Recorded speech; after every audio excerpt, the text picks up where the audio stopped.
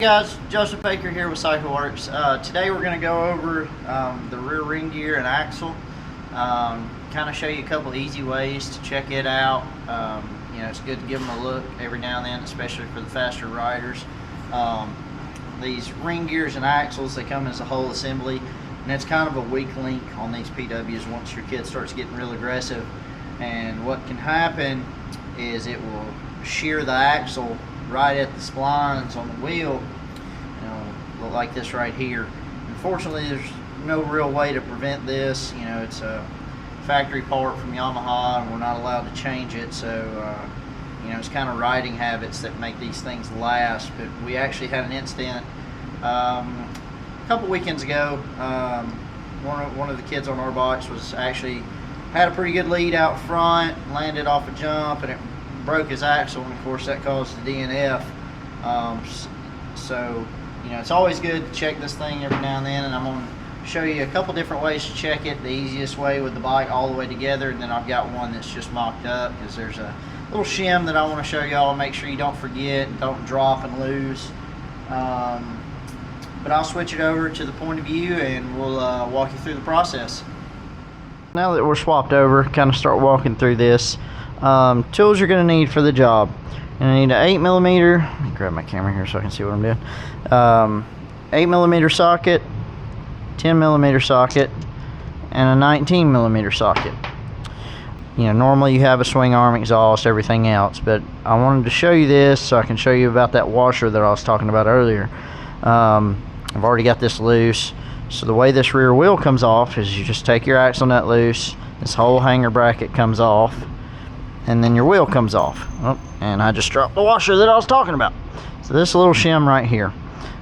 This is a very common piece that I see forgotten all the time, and it can actually cause problems. I know it doesn't look like much, but it is an important piece. So always be sure that this little shim is between your outside diff bearing and the wheel. So that goes on just like that, and then your wheel goes back on like so, and then you have two, if I can get one of these out, two of these thicker shims for your axle hanger bracket. One goes on against the wheel, then your axle hanger bracket bearing, and your other thick shim sits on this side, and then your nut would go on. And then obviously tighten that down, and this torques to 50 foot-pounds. A lot of people say run this loose or don't tighten it all the way down. If it is put together correctly with all the parts, the torque on this nut does not affect how free this rear end is, unless something is wrong. This should always be torqued to 50 foot-pounds. If the rear wheel is getting tight when you tighten this down, something's not assembled right. Also, what can happen if you do run this loose, this can back off, fall off, and when that happens, this whole ring gear assembly will shift this way, and you've only got a very little bit of contact between the pinion and the ring gear, and it will strip that ring gear. I've seen it happen before. Tighten the axle nuts, people.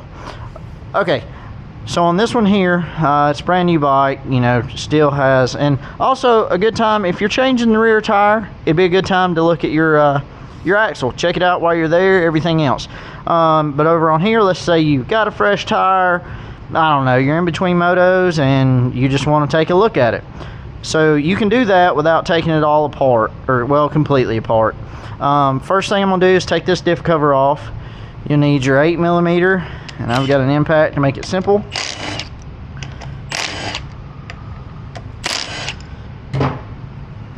Oh, yep. I'm just gonna take those loose.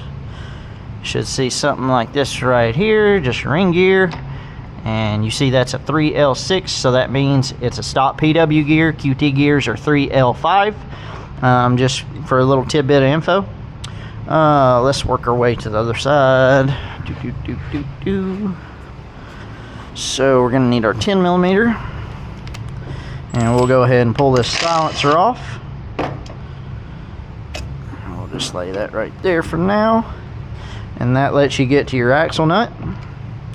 So we'll take our 19 and hold this side of the ring gear. Just, I like to take and pinch my fingers with this. Need a little more go-go juice. So get that axle nut out of the way. And then, so to keep everything together, and remember that washer is down in this diff. So what I like to do is take me a long number 3 Phillips, and this axle, you know, it's got a little inset centering point. I just push it up against that, and then I hold my hand on this ring gear and put pressure on the two, and then you can start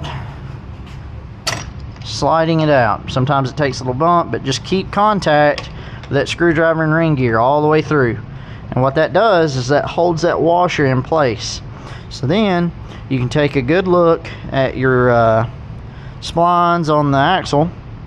Make sure they're not twisted. Obviously this is a brand new one, so there's not going to be anything there, but you can get it out just like that. Very, very simple. This one here actually does have a little twist to it. That's why it was replaced.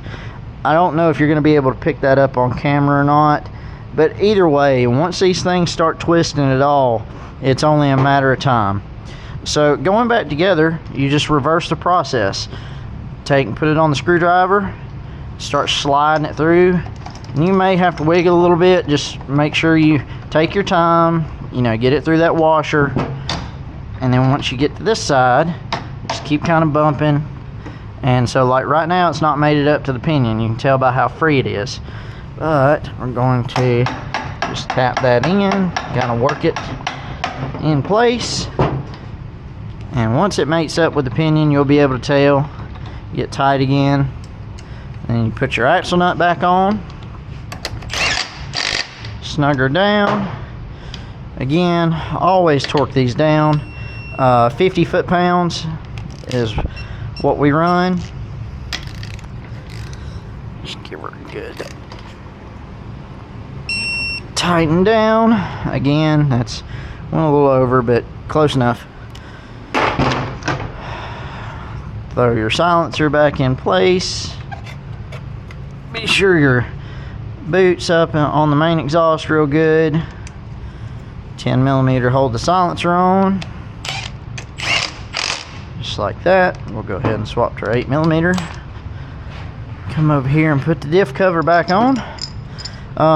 So this diff cover also has a little rubber O-ring right here. Be sure not to lose that. You want it to be in place real good. And then just slide your diff cover back on. Start your bolts.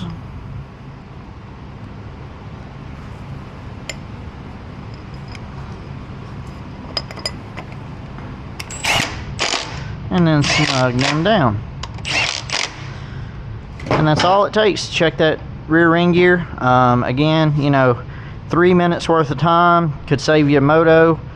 I highly suggest checking it, I don't know, maybe before going to the race that weekend. You know, it's kind of going to depend on what you're doing, everything else, but I would give that a look every now and then. Just check it out. I've actually got it pulled up over here. This is the washer I was telling you about. It goes in between the wheel and the diff. I do have those on my website as well if yours is missing, along with just about anything else, factory parts. But as always, get with us, guys. Y'all have a good day.